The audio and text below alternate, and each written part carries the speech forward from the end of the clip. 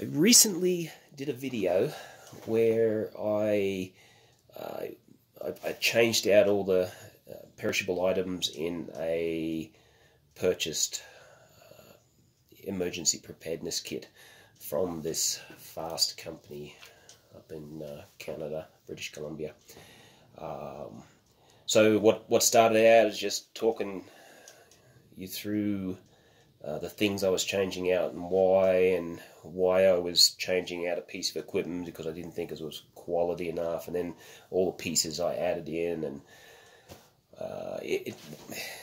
what should have been a very short video ended up into being an hour long, and honestly I don't think too many people are going to watch it, so I'm probably just going to leave it unlisted and concentrate on two of the biggest flaws in the kit. So it was a fast company. It was a two-person 64-hour or 72-hour emergency kit. It was quite large. They still have the same thing available on the internet now. This was purchased about 7-8 years ago. They have the same thing available now with most of the same stuff in it for $220. And yeah, I started talking about how, a fear purchasing of these emergency preparedness kits is a bad idea. But anyway, I digress. If you want to have a look at the other video, I'm sure I'll put a link up to it somewhere. But first I want to pick on one of my two biggest peeves with the kit. And the first one is the water they provided. Not so much the water, I'm sure the water's fine. It's just, emergency drinking water, 125 milliliters. I'm sure it's fine. The package date was October 2011. Expiration date October 2016. So it's been a while. It should have been replaced quite a while ago, but I have found something to replace that with, so it's done now. The biggest problem I have with the water is actually says to ration it. So just reading off the package, for the first 24 hours, do not use unless injured or sick. Thereafter, drink 250 milliliters per person per day. So 250 milliliters is what's a quarter of a quart for my American subscribers. A quarter of a quart per day. Everything I have ever learned about wilderness survival and preparedness is that you don't ration your water. You can't ration your water according to those directions. You'll end up dead of dehydration or heat stroke before you've even run out of your water. So the rule of thumb for wilderness survival is to ration your sweat, not your water. It's the water in your stomach, in your body, that keeps you alive, not what you've got left in your kit.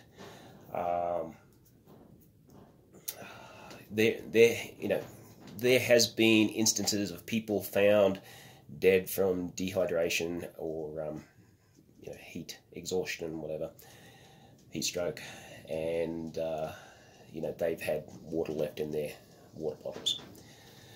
The other thing to consider is that when you are suffering from dehydration, or you stop thinking clearly. So maintaining a proper level of hydration is important, especially in the early stages of a emergency situation, so that you continue to think clearly. Now that doesn't mean you don't. I shouldn't use the word ration, but it is kind of rationing. Doesn't mean you shouldn't ration or use your water carefully. And the way you generally do that is, if your urine is very clear, you're wasting water. If it's dark brown, you desperately need water. So that's a way you can not waste your water. The other thing is when you have a limited water intake supply, don't eat anything high in protein, because your body needs a lot of water to actually break that down. And so on top of that, just reading down here, it says, caution, stricter rationing may sometimes be required. Avoid conditions which cause sweating or increased thirst. So a little bit of good advice there, but you can't be rationing according to the directions on this kit. So very, very bad advice included on the drinking water instructions out of that kit.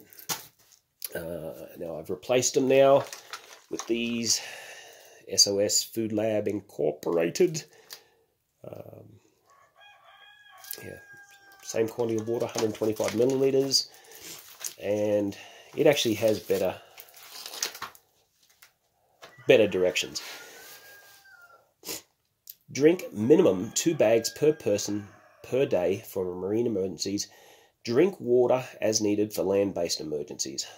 Avoid conditions which cause sweating or increased thirst. All right, so it's got much better advice on it.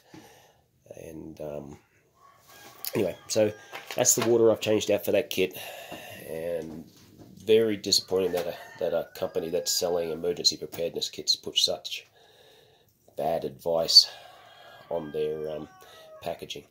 The only thing I can think of, British Columbia, seems like it rains all the time up there, so I don't know. But from an Australian or Nevada desert perspective, that's very bad advice.